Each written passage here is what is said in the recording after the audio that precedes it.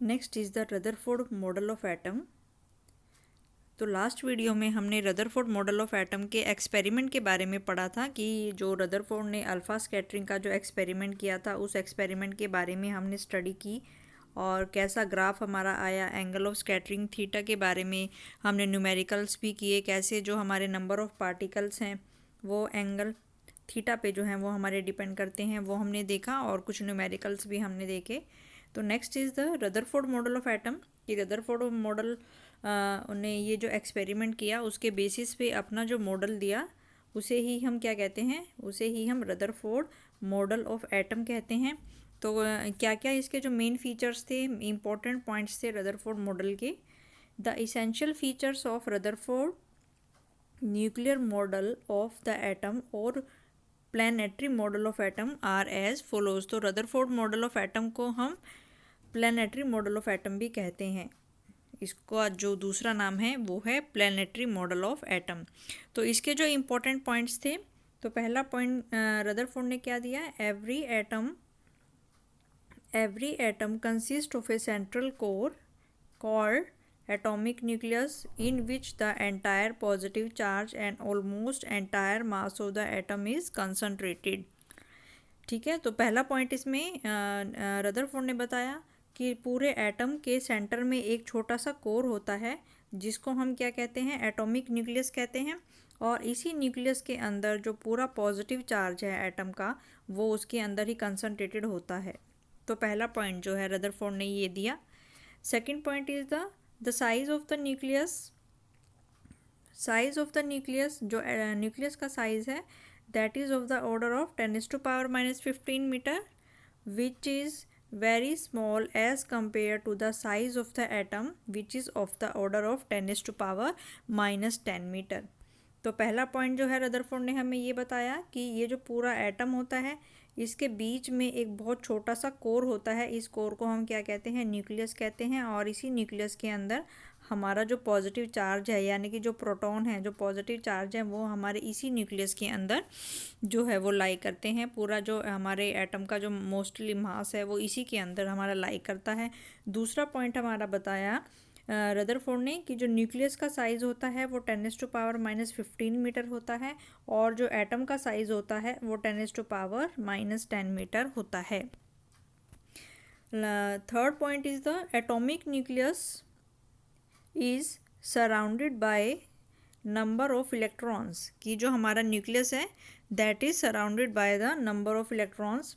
As atom on the whole is electrically neutral, the total negative charge of electron surrounding the nucleus is equal to the total positive charge on the nucleus। तो उन्होंने बताया कि nucleus में जो nucleus के चारों तरफ हमारे क्या होते हैं, इलेक्ट्रॉन्स होते हैं। और दूसरा पॉइंट उन्होंने बताया कि जो हमारा एटम है वो हमारा इलेक्ट्रिकली न्यूट्रल होता है यानी कि उदासीन होता है।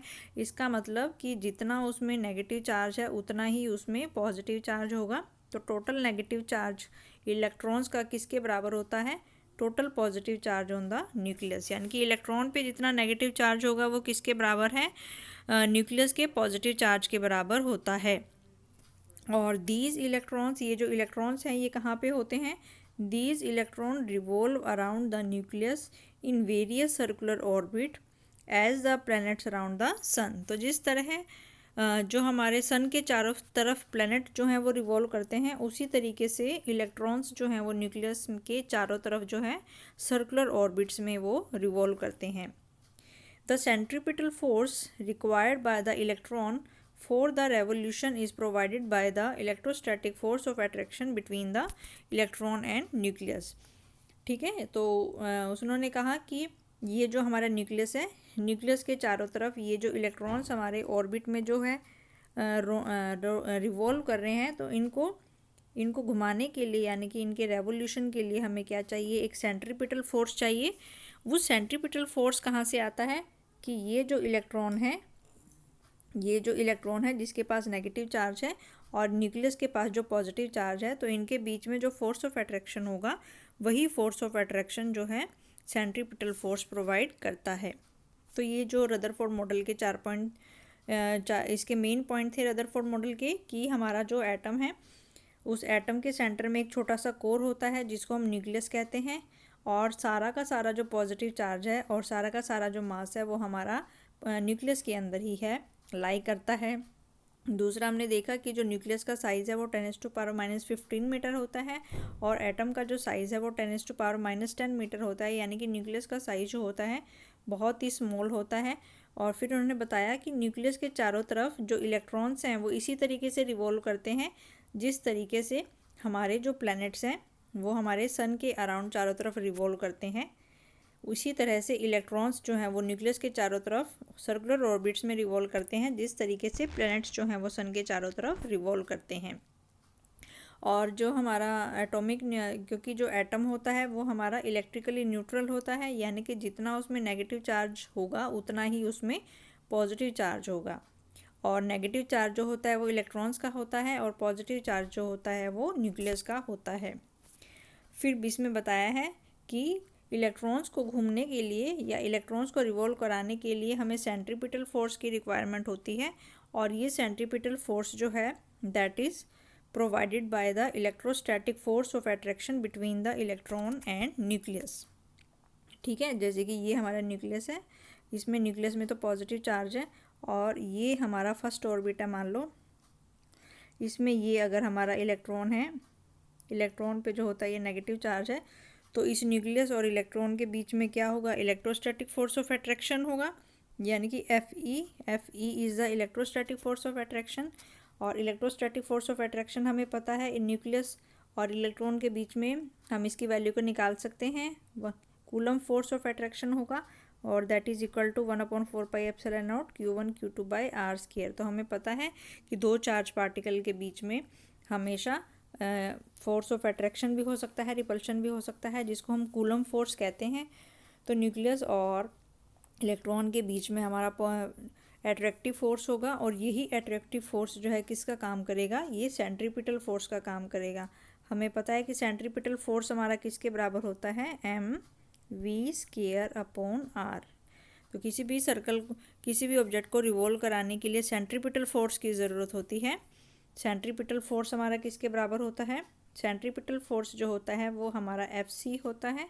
किसी भी ऑब्जेक्ट को सर्कल में रिवॉल्व कराने के लिए सेंट्रीपिटल फोर्स चाहिए, और उसकी वैल्यू जो होती है वो किसके बराबर होती है, mv²/r।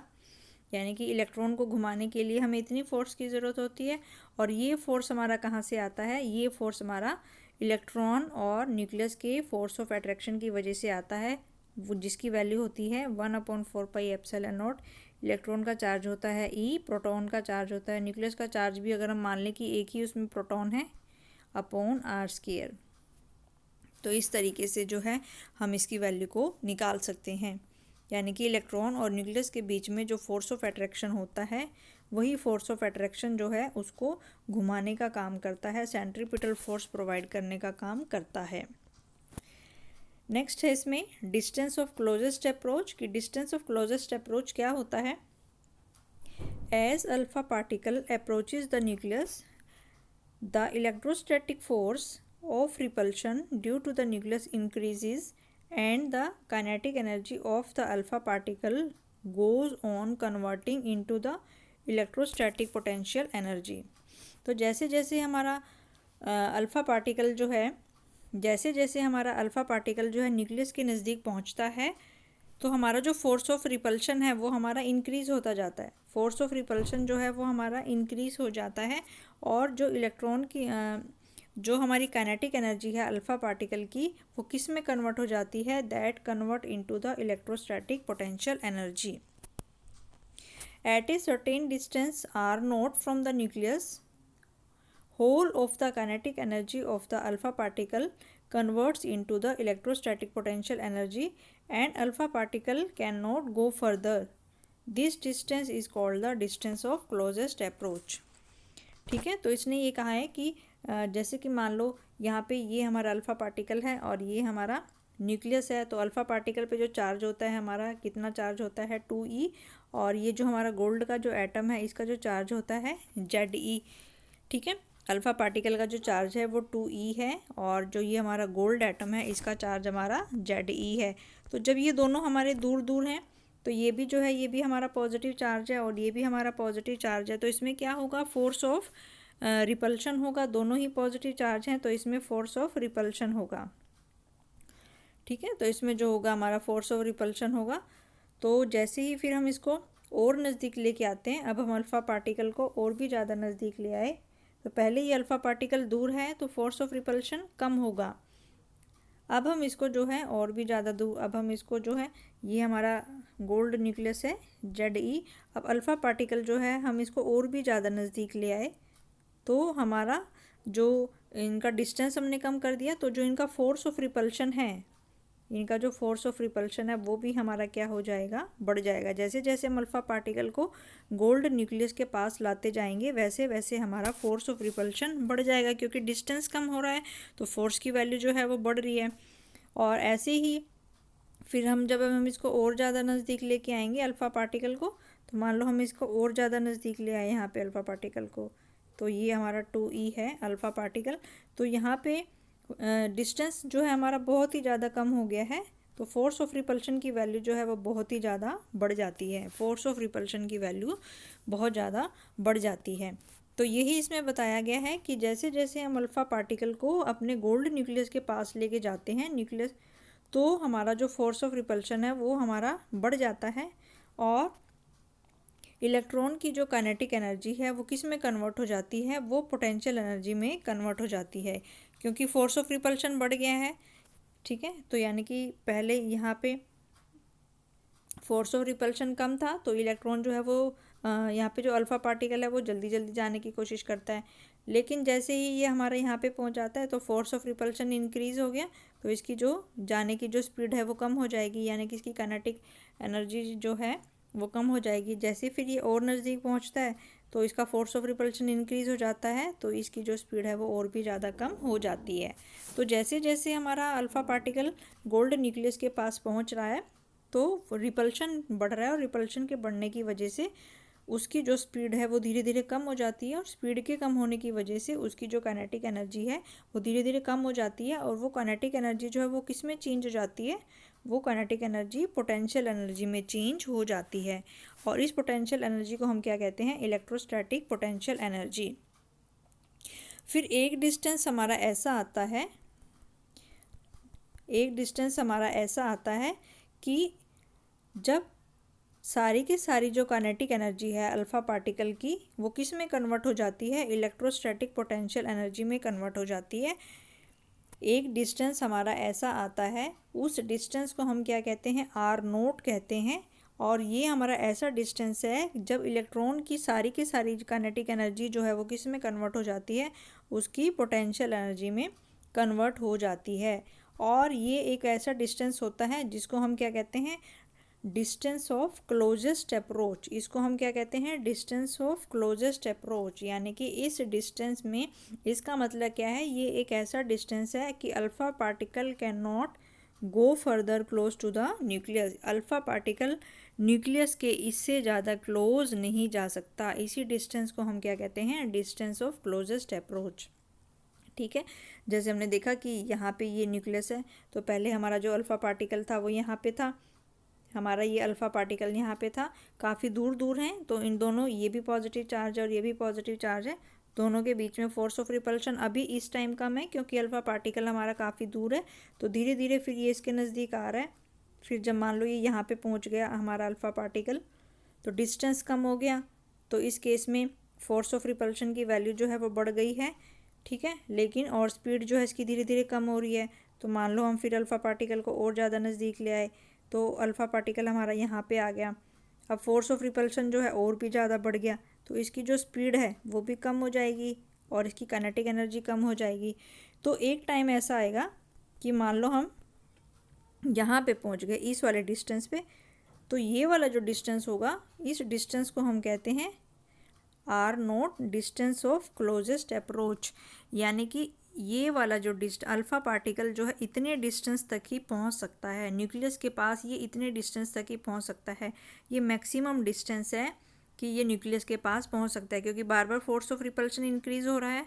ठीक है, तो फोर्स ऑफ रिपल्शन के इंक्रीज़ होने की वजह से क्योंकि फोर्स ऑफ रिपल्शन इंक्रीज हो रहा है, तो फोर्स ऑफ रिपल्शन के इंक्रीज होने की वजह से हमारा जो अल्फ़ा पार्टिकल है ये इसके इतने नज़दीक तक ही पहुंच सकता है, ये इसका मैक्सिमम डिस्टेंस है।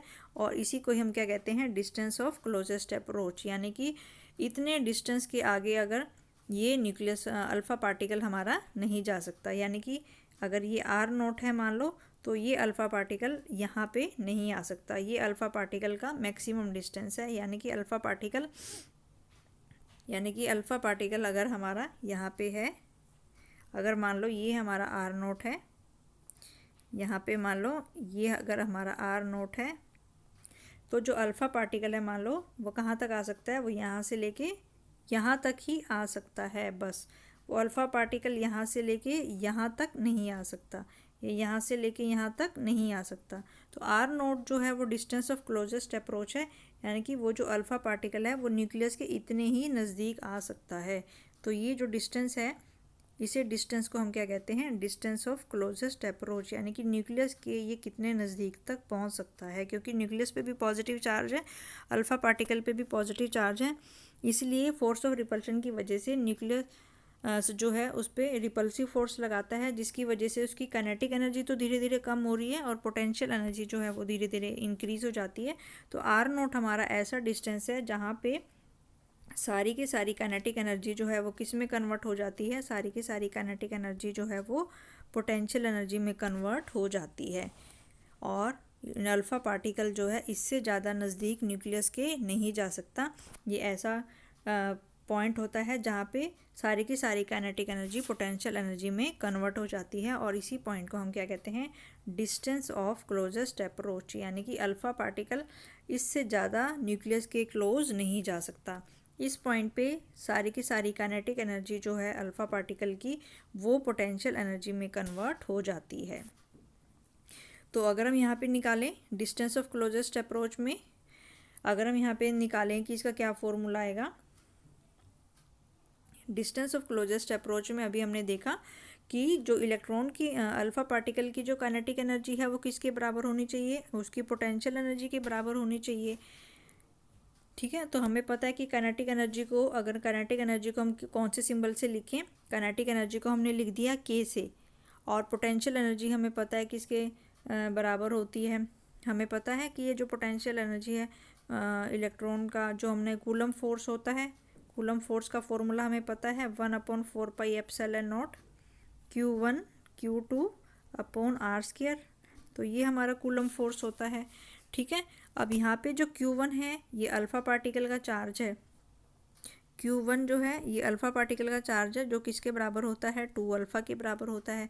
Q2 जो है ये हमारे पास गोल्ड न्यूक्लियस का चार्ज है, और गोल्ड न्यूक्लियस का जो चार्ज है कैपिटल Z इंटू ई, और ये है हमारे पास अल्फ़ा का 2 इंटू ई। तो अगर हम यहाँ पे पुट कर दें इसकी वैल्यू, तो कूलम फोर्स यानी कि हमारे पास कितना आएगा, 1/4πε0, अल्फ़ा पार्टिकल का चार्ज 2e और न्यूक्लियस का चार्ज Ze अपॉन r²। तो ये हमारे पास जो आएगा, जो इसमें इलेक्ट्रोस्टैटिक पोटेंशियल एनर्जी जो हमारे पास आएगी 1/4πε0 2e Ze अपॉन r²। तो यही यहाँ पे लिखा हुआ है कि जो अल्फ़ा पार्टिकल की काइनेटिक एनर्जी है यानी कि वो किसके बराबर हो जाएगी, पोटेंशियल एनर्जी के, और वो जो पोटेंशियल एनर्जी है वो किसके बराबर आएगी, कूलम फोर्स के बराबर।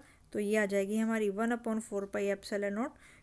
तो Q1 की जगह यहाँ पे हम लिखेंगे अल्फ़ा पार्टिकल का चार्ज जो कि होता है 2e, Q2 की जगह हम लिखेंगे न्यूक्लियस का चार्ज जो कि होता है Ze।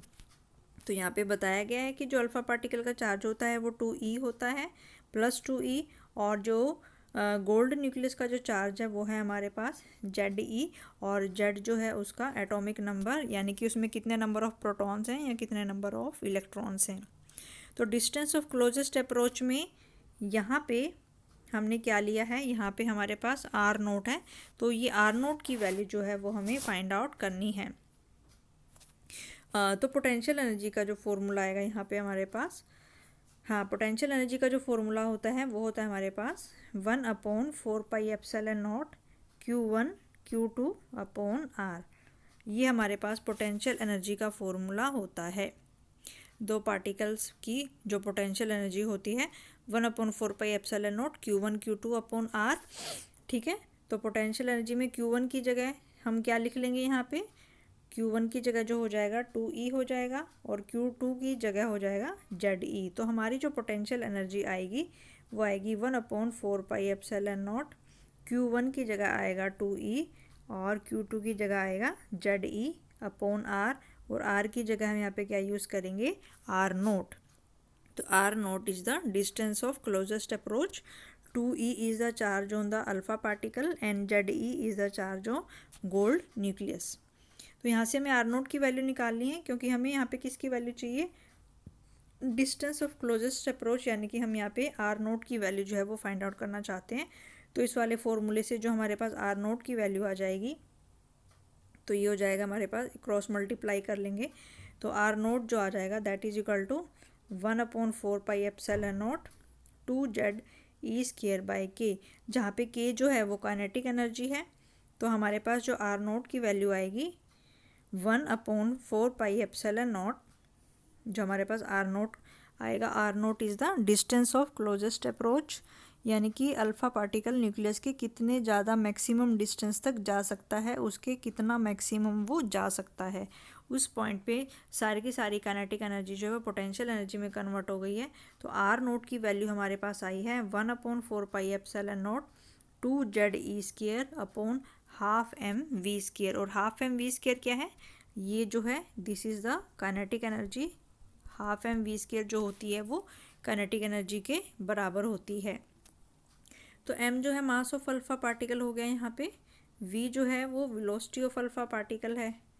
यहाँ पे जो m है that is the mass of alpha particle, v is the velocity of alpha particle. From the formula it is clear that distance of closest approach of alpha particle to the nucleus depends on the kinetic energy of alpha particle. यानी कि ये जो distance of closest approach है ये किस चीज़ पर depend कर रहा है, ये जो है ये काइनेटिक एनर्जी है अल्फ़ा पार्टिकल की, यानी कि डिस्टेंस ऑफ क्लोजेस्ट अप्रोच जो है वो अल्फ़ा पार्टिकल की काइनेटिक एनर्जी के इन्वर्सली प्रोपोर्शनल होता है। ठीक है, यानी कि अगर काइनेटिक एनर्जी ज़्यादा है तो डिस्टेंस ऑफ क्लोजेस्ट अप्रोच कम होगा, और काइनेटिक एनर्जी कम है तो डिस्टेंस ऑफ क्लोजेस्ट अप्रोच ज़्यादा होगा। तो यहाँ पे ये दिया हुआ है कि जो डिस्टेंस ऑफ क्लोजेस्ट अप्रोच है अल्फ़ा पार्टिकल का that depends upon the kinetic energy of the alpha particle. तो यहाँ पे हमने कर लिया डिस्टेंस ऑफ क्लोजेस्ट अप्रोच की डेफिनेशन हमने यहाँ पे कर ली कि क्या डेफिनेशन होती है और इसका जो क्या डेरिवेशन है और ये कौन कौन से फैक्टर पे जो है यहाँ पे डिपेंड करती है।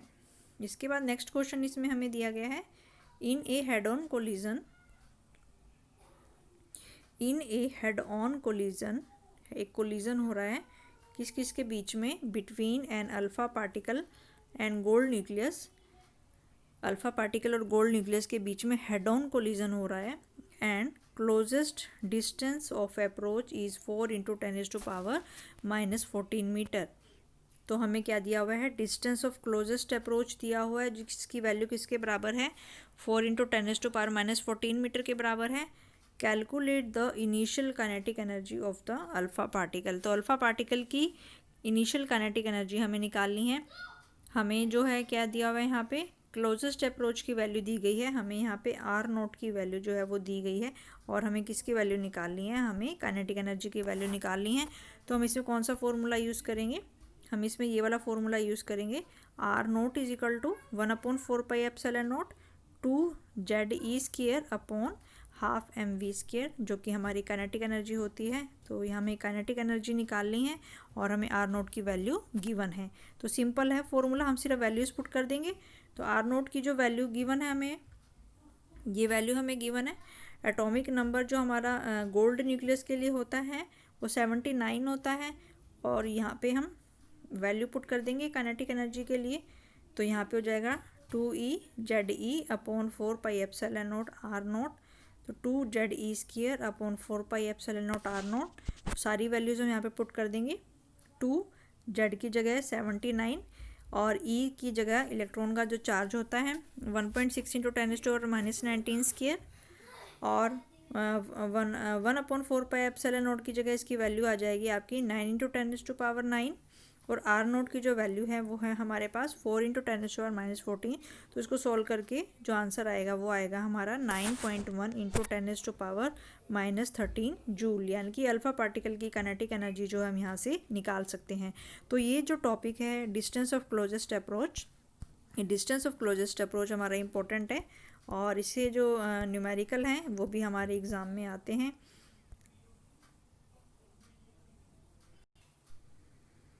तो ये फॉर्मूला हमारा इम्पोर्टेंट है, ये फॉर्मूला आपको टिप्स पे लर्न होना चाहिए और इस फॉर्मूले के ऊपर डिस्टेंस ऑफ क्लोजेस्ट अप्रोच की डेफिनेशन अब पूछी जाती है। रदरफोर्ड मॉडल के बारे में पूरा अल्फा स्कैटरिंग के बारे में जो डिटेल है वो सारी एग्जाम में पूछी जाती है। डिस्टेंस ऑफ क्लोजेस्ट अप्रोच का ये फॉर्मूला आपको अच्छे से लर्न करना है, टिप्स पे लर्न होना चाहिए। और इस टाइप के जो न्यूमेरिकल भी हैं ये भी हमारे एग्ज़ाम में आते हैं, तो इस टाइप के जो न्यूमेरिकल हैं ये भी आपको प्रैक्टिस करने हैं। तो इस टाइप के एग्जाम्पल्स भी आपको अच्छे से प्रैक्टिस करने हैं। नेक्स्ट इसमें गिवन है नेक्स्ट टर्म जो है that is the angle of scattering theta. Angle of scattering जो होता है वो क्या होता है, angle of scattering theta, angle by which alpha particle gets deviated from its original path around the nucleus is called angle of scattering. ठीक है, कि अल्फ़ा पार्टिकल जो है अपने ओरिजिनल पाथ से कितने एंगल से जो है वो डेविएट हो गया है, उसे ही हम क्या कहते हैं, एंगल ऑफ स्कैटरिंग। मान लो कि ये हमारा अल्फ़ा पार्टिकल ऐसे जा रहा था, तो ये इसकी जो हो गई, ये इसकी ओरिजिनल डायरेक्शन हो गई। ठीक है, मान लो ये हमारा अल्फ़ा पार्टिकल जो है, ये हमारा अल्फ़ा पार्टिकल जो है इस तरीके से जा रहा था। ठीक है, तो ये इसकी ओरिजिनल डायरेक्शन हो गई। लेकिन जैसे ही ये अल्फ़ा पार्टिकल, मान लो ये हमारा गोल्ड न्यूक्लियस है, तो ये हमारा अल्फ़ा पार्टिकल जो है ऐसे जा रहा था, लेकिन जैसे ही गोल्ड न्यूक्लियस के पास पहुंचता है तो ये हमारा ऐसे डेविएट हो जाता है। तो ये जो एंगल होगा, इसको एंगल को हम क्या कहेंगे, this is the angle of scattering. यानी कि जो ओरिजिनल डायरेक्शन थी अल्फ़ा पार्टिकल की और जो स्कैटरिंग के बाद उसकी डायरेक्शन है, दोनों के बीच में कितना एंगल है उसे ही हम क्या कहते हैं, एंगल ऑफ स्कैटरिंग। ठीक है, तो यानी कि पहले जो हमारा अल्फ़ा पार्टिकल ऐसे जा रहा था ओरिजिनल डायरेक्शन में, लेकिन उसमें डेविएशन कितनी हो गई, इतने एंगल से वो हमारा डिफ्लेक्ट हो गया, तो इसे ही हम क्या कहते हैं, एंगल ऑफ स्कैटरिंग। यानी कि जो हमारा अल्फ़ा पार्टिकल है वो कितने एंगल से ओरिजिनल पाथ से हमारा जो है डेविएट हो गया है, उसे ही हम क्या कहते हैं, angle of scattering. Next is the impact parameter. Next is the impact parameter. Impact parameter जो होता है उसको हम बी से रिप्रेजेंट करते हैं। तो इम्पैक्ट पैरामीटर भी जो है ये इम्पोर्टेंट है। नेक्स्ट इम्पोर्टेंट पैरामीटर जो हमेशा एग्जाम में पूछा जाता है that is the impact parameter b. Impact parameter के बारे में जो है ये पूछा जाता है आपसे। इम्पैक्ट पैरामीटर जो है ये भी इम्पोर्टेंट है, तो ये सारा आपको अच्छे से स्टडी करना है। What is the impact parameter, perpendicular distance of the velocity vector of alpha particle from the central line of the nucleus is called the impact parameter. ठीक है, तो परपेंडिकुलर डिस्टेंस है वेलोसिटी वेक्टर का from the central line of nucleus is called the impact parameter. तो इसमें जो impact parameter है उसका जो फॉर्मूला गिवन है, ये फॉर्मूला आपको याद रखना है। बी रदरफोर्ड ने ये फॉर्मूला डिराइव किया है कि जो इम्पैक्ट पैरामीटर होता है B that is equal to 1/4 pi epsilon naught Z E square cot theta by 2 upon kinetic energy. तो ये फॉर्मूला भी आपका इम्पॉर्टेंट है, ये फॉर्मूला आपको टिप्स पे लर्न होना चाहिए। तो बी जो है that is the impact parameter, theta जो होता है that is the angle of scattering, और kinetic energy of the alpha particle जो होती है that is half m v square. तो यहाँ पे अगर हम देखें डायग्राम में कि जो इम्पैक्ट पैरामीटर है वो क्या होता है, तो this is the impact parameter. मान लो ये हमारे पास एक दिया गया है यहाँ पे ट्रेजेक्ट्री ऑफ अल्फा पार्टिकल, यहाँ पे दिया गया है आपको trajectory of alpha particle in the coulombic field of target nucleus, the impact parameter B and the scattering angle also depicted. तो यहाँ पे ये दिया गया है, मान लो ये कोई हमारा टारगेट न्यूक्लियस है, ठीक है, और यहाँ पे ये हमारा टारगेट न्यूक्लियस है,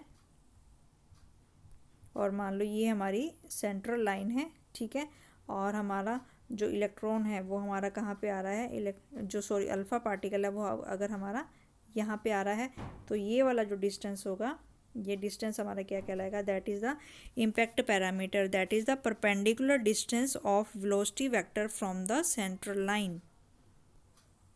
ठीक है, तो यहाँ पे दिया गया है कि अगर ये हमारी सेंट्रल लाइन है, ये हमारा टारगेट न्यूक्लियस है, ये जो है ये हमारा टारगेट न्यूक्लियस है, दिस इज़ द हमारा गोल्ड न्यूक्लियस है, टारगेट न्यूक्लियस है।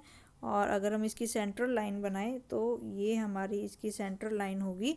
और अगर हमारे पास जो अल्फ़ा पार्टिकल है, ये हमारे पास अल्फ़ा पार्टिकल आ रहा है ऐसे, ये हमारा अल्फ़ा पार्टिकल आ रहा है ऐसे, ठीक है, तो ये इसका क्या हो जाएगा, इसका वेलोसिटी वेक्टर हो जाएगा। तो वेलोसिटी वेक्टर से सेंट्रल लाइन का जो परपेंडिकुलर डिस्टेंस है,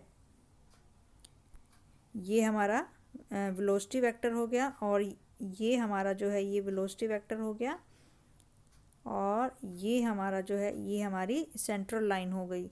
तो इन दोनों के बीच का जो परपेंडिकुलर डिस्टेंस है, ये परपेंडिकुलर डिस्टेंस ये क्या कहलाएगा, impact parameter B. This is the impact parameter B, ठीक है। और अगर हमारे पास ये हमारे पास इलेक्ट्रॉन अगर सॉरी जो अल्फ़ा पार्टिकल है वो हमारे पास यहाँ पे आ रहा है अल्फ़ा पार्टिकल, तो ये अगर हमारे पास अल्फ़ा पार्टिकल ऐसे आ रहा है तो ये इसका वेलोसिटी वेक्टर हो जाएगा। तो हमारे पास जो इम्पैक्ट पैरामीटर होगा वो क्या होगा, perpendicular distance between the velocity vector and central line is known as the impact parameter B. तो उस टाइम पे जो ये इम्पैक्ट पैरामीटर होगा वो ये होगा। तो रदरफोर्ड ने फिर ये बताया हमें कि जो इम्पैक्ट पैरामीटर होता है वो किस किस के बीच का परपेंडिकुलर डिस्टेंस होता है, कि भाई जितनी वेलोसिटी से हमारी जो इलेक्ट्रॉन की वेलोसिटी की डायरेक्शन और जो सेंट्रल लाइन है उनके बीच का जो परपेंडिकुलर डिस्टेंस होता है उसे ही हम इम्पैक्ट पैरामीटर कहते हैं। और फिर रदरफोर्ड मॉडल ने रदरफोर्ड ने फिर ये फॉर्मूला जो है ये डिराइव किया कि जो इम्पैक्ट पैरामीटर होता है 1/4πε0 ZE² cot θ/2 upon kinetic energy, यानी कि इम्पैक्ट पैरामीटर जो है वो किस पे डिपेंड कर रहा है, हमारा थीटा पे डिपेंड कर रहा है, यानी कि एंगल ऑफ स्कैटरिंग पे डिपेंड करता है। Theta is the angle of scattering, कि अगर हमारे अल्फ़ा पार्टिकल का ये ओरिजिनल पाथ है और अगर गोल्ड न्यूक्लियस के पास आके वो इतने एंगल से स्कैटर हो जाता है तो this is the angle of scattering, या वो ऐसे जा रहा है और नीचे की तरफ वो ऐसे डेविएट हो जाता है तो this is the angle of scattering. तो यहाँ पे फिर बताया कि जो इम्पैक्ट पैरामीटर है वो भी किस पे डिपेंड करता है, थीटा पे डिपेंड करता है। तो उसने कहा है कि अगर हेड ऑन कोलिजन हो रहा है, in case of head on collision impact parameter is minimum and alpha particle rebounds back. तो उसने कहा है कि अगर हमारा हेड ऑन कोलिजन हो रहा है तो मान लो ये हमारे पास गोल्ड न्यूक्लियस है, ये हमारे पास अगर हमारे पास ऐसे गोल्ड न्यूक्लियस है और ये हमारा जो है ये अल्फ़ा पार्टिकल, ये वाला जो कोलिजन होगा, ये जो कोलिजन होगा इसको हम क्या कहते हैं, हेड ऑन कोलिजन। तो हेड ऑन कोलिजन में हम देख रहे हैं कि इम्पैक्ट पैरामीटर की जो सेंट्रल लाइन है वो भी हमारी, तो इसमें हम देख रहे हैं कि ये वाला जो कोलिजन है ये हेड ऑन कोलिजन है, तो जो सेंट्रल लाइन है वो भी यही है और इलेक्ट्रॉन का जो वेलोसिटी वेक्टर है वो भी यही है, दोनों सेम है। तो इस केस में जो इम्पैक्ट पैरामीटर की वैल्यू आएगी वो क्या आएगी, मिनिमम आएगी, सबसे कम आएगी, क्योंकि इम्पैक्ट पैरामीटर जो होता है वो सेंट्रल लाइन के बीच का और वेलोसिटी वेक्टर के बीच का परपेंडिकुलर डिस्टेंस होता है। तो ये वाला जो कोलिजन है, ये वाला जो कोलिजन है इसको हम क्या कहते हैं, हेड ऑन कोलिजन, कि जब वो डायरेक्ट जो है न्यूक्लियस पे अटैक करता है, स्ट्राइक करता है, तो इसको हम हेड ऑन कोलिजन कहते हैं। तो इस केस में वेलोसिटी वेक्टर की डायरेक्शन भी यही है और सेंट्रल लाइन की डायरेक्शन भी यही है। तो इस केस में जो इम्पैक्ट पैरामीटर आएगा बी वो क्या होगा, मिनिमम होगा। इम्पैक्ट पैरामीटर की वैल्यू जो है हेड ऑन कोलिजन में मिनिमम आएगी। और इस केस में जो अल्फ़ा पार्टिकल है दैट रीबाउंड्स, तो अल्फ़ा पार्टिकल जो है वो हमारा रीबाउंड हो जाएगा, यानी कि अल्फ़ा पार्टिकल अगर हमारे पास हेड ऑन कोलिजन में ऐसे टकराया तो न्यूक्लियस से टकरा के वो दोबारा क्या हो जाएगा, रिफ्लेक्ट बैक हो जाएगा, यानी कि एंगल कितना हो जाएगा, थीटा इज इक्वल टू पाई, यानी कि वो अपोजिट डायरेक्शन में आपका रीबाउंड हो जाएगा। थीटा की वैल्यू कितनी हो जाएगी, पी, यानी कि जब हेड ऑन कोलिजन होगा तो हेड ऑन कोलिजन में इम्पैक्ट पैरामीटर की वैल्यू तो मिनिमम आएगी और अल्फ़ा पार्टिकल जो है वो रीबाउंड करेगा। ठीक है, तो ये हमारे पास अगर न्यूक्लियस है और इसके साथ अगर ये alpha particle head on collision करता है तो इस केस में ये आपका रीबाउंड हो जाता है, यानी कि थीटा की वैल्यू जो आएगी वो 180 डिग्री आएगी। तो दोनों के बीच में जो एंगल होगा वो 180 डिग्री होगा, यानी कि टकरा के वो आपका रीबाउंड जो है वो अल्फ़ा पार्टिकल करेगा। और फिर इसमें दिया हुआ नेक्स्ट केस जो इसमें दिया गया है, for a large impact parameter, for a large impact parameter, alpha particle goes nearly undeviated and has a small angle of deflection। यानी कि अगर हमारे पास यहाँ पे तो हमने देखा कि हेड ऑन कोलिजन जब हो रहा है, यहाँ पे तो हमने देखा कि जब हेड ऑन कोलिजन हो रहा है तो उस केस में b की वैल्यू तो है वो सबसे कम है और थीटा की वैल्यू जो है वो सबसे ज़्यादा है, ठीक है। और यहाँ पे फिर बताया गया है कि अगर हमारे पास b की वैल्यू जो है वो इंक्रीज़ हो जाती है तो अल्फ़ा की वैल्यू जो है वो डिक्रीज़ हो जाती है इस केस में।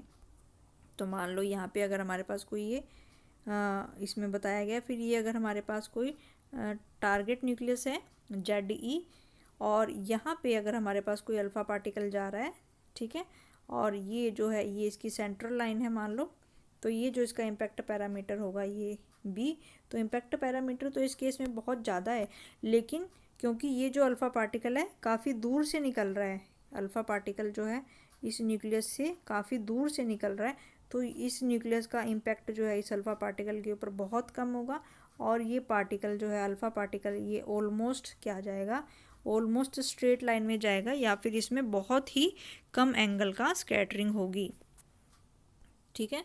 तो इस केस में इम्पैक्ट पैरामीटर तो ज़्यादा है, तो इस केस में इम्पैक्ट पैरामीटर ज़्यादा होने का मतलब कि पार्टिकल जो है अल्फ़ा पार्टिकल जो है वो काफ़ी दूर से आपका निकल रहा है और इसमें जो स्कैटरिंग होगी वो जो एंगल थीटा की वैल्यू होगी वो ऑलमोस्ट स्ट्रेट लाइन होगी या अल्फ़ा की थीटा की वैल्यू जो है वो काफ़ी स्मॉल होगी।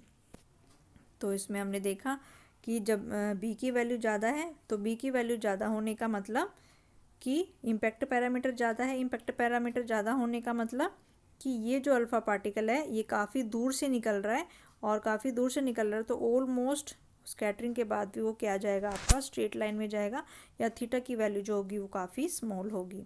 तो ये इसमें फिर रिलेशन यहाँ पे बताया गया है कि अगर यहाँ पे हमारा हेड ऑन कोलिजन होता है तो उस केस में ये हमारा पार्टिकल जो है ये रीबाउंड करेगा, लेकिन अगर इम्पैक्ट पैरामीटर की वैल्यू ज़्यादा है इसका मतलब अल्फ़ा पार्टिकल जो है वो काफ़ी ऊपर से जा रहा है और वो ऑलमोस्ट जो है वो स्ट्रेट लाइन में जाएगा या स्कैटरिंग का जो एंगल है वो काफ़ी कम होगा। तो ये इस डायग्राम में यहाँ पे बताया गया है। तो ये अल्फ़ा पार्टिकल के ट्रेजेक्टरी के बारे में बताया गया है। Alpha particle which pass through an atom, जो ऐसे अल्फ़ा पार्टिकल जो कि एटम से लार्ज डिस्टेंस पे जाते हैं उन पे जो है कम इलेक्ट्रोस्टैटिक फोर्स ऑफ रिपल्शन लगता है और वो बहुत ही कम एंगल से जो है वो डिफ्लेक्ट होते हैं। और ऐसे अल्फ़ा पार्टिकल जो कि बहुत ही एटम के जो है बहुत ही नज़दीक से जाते हैं उन पे जो है ज़्यादा angle of force of repulsion लगता है और वो ज़्यादा डिफ्लेक्ट होते हैं। तो इसमें यही बताया गया है कि ऐसे अल्फ़ा पार्टिकल जो कि एटम से बहुत ही दूर से निकल रहे हैं, जो कि एटम के बहुत दूर से जा रहे हैं, तो उन पे जो फोर्स ऑफ रिपल्शन लगेगा वो बहुत ही स्मॉल लगेगा और उनमें जो है बहुत ही थोड़ा सा डिफ्लेक्शन होगा। यानी कि ये वाले जो अल्फ़ा पार्टिकल हैं ये काफ़ी दूर से जा रहे हैं और ये ऑलमोस्ट जो है स्ट्रेट जाएंगे या इनमें जो डिफ्लेक्शन है वो काफ़ी कम होगा। सिमिलरली ऐसे नीचे जो काफ़ी दूर से जा रहे हैं ये ऑलमोस्ट स्ट्रेट जाएंगे, इनमें जो डिफ्लेक्शन है वो काफ़ी कम होगा। सिमिलरली जो ऐसे अल्फ़ा पार्टिकल जो कि बहुत ही एटम के बहुत ही नज़दीक से जा रहे हैं, ऐसे अल्फ़ा पार्टिकल जो कि एटम के बहुत ही नज़दीक से जा रहे हैं उन पे जो है लार्ज फोर्स ऑफ रिपल्शन होगा, क्योंकि उन पे जो एटम न्यूक्लियस का जो फोर्स है वो ज़्यादा लगेगा फोर्स ऑफ रिपल्शन, और वो जो है उनमें जो डिफ्लेक्शन होगा वो ज़्यादा होगा। यानी कि ऐसे अल्फ़ा पार्टिकल जो कि न्यूक्लियस के पास से जा रहे हैं उनमें जो डिफ्लेक्शन है वो ज़्यादा होता है।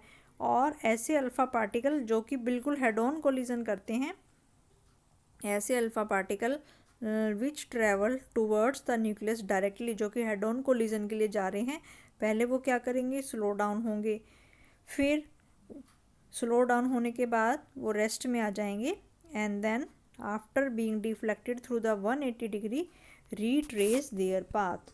तो ये अल्फ़ा पार्टिकल की ट्रेजेक्ट्री यहाँ पे दी गई है कि अगर अल्फ़ा पार्टिकल जो है न्यूक्लियस के बहुत दूर से जा रहा है, ये अगर हमारे पास ये अल्फ़ा पार्टिकल है यहाँ पे और ये हमारा न्यूक्लियस है, तो यहाँ पे जो ये वाला जो अल्फ़ा पार्टिकल है ये न्यूक्लियस से काफ़ी दूर जा रहा है और ये ऑलमोस्ट क्या जाएगा, स्ट्रेट लाइन में जाएगा। और ये वाला जो अल्फ़ा पार्टिकल है ये भी न्यूक्लियस से काफ़ी दूर जा रहा है, तो ये भी ऑलमोस्ट जो है ये स्ट्रेट लाइन में जाएगा। और ये वाला जो अल्फ़ा पार्टिकल है ये न्यूक्लियस के काफ़ी नज़दीक से निकल रहा है, तो इसमें जो स्कैटरिंग का एंगल होगा वो ज़्यादा होगा। सिमिलरली ये वाला जो अल्फ़ा पार्टिकल है ये न्यूक्लियस के बहुत पास से जा रहा है, तो इसमें जो स्कैटरिंग का एंगल होगा वो ज़्यादा होगा। और ये अल्फ़ा पार्टिकल जो कि बिल्कुल न्यूक्लियस पे हेड ऑन कोलिजन के लिए जा रहा है, तो ये पहले रुकेगा और फिर ये कितने एंगल से डिफ्लेक्ट होगा, ये 180 डिग्री के एंगल से डिफ्लेक्ट होगा, यानी कि जिस पाथ से ये आया था उसी पाथ को ये रिट्रेस करेगा। तो ये 3 कंडीशन यहाँ पे बताई गई हैं।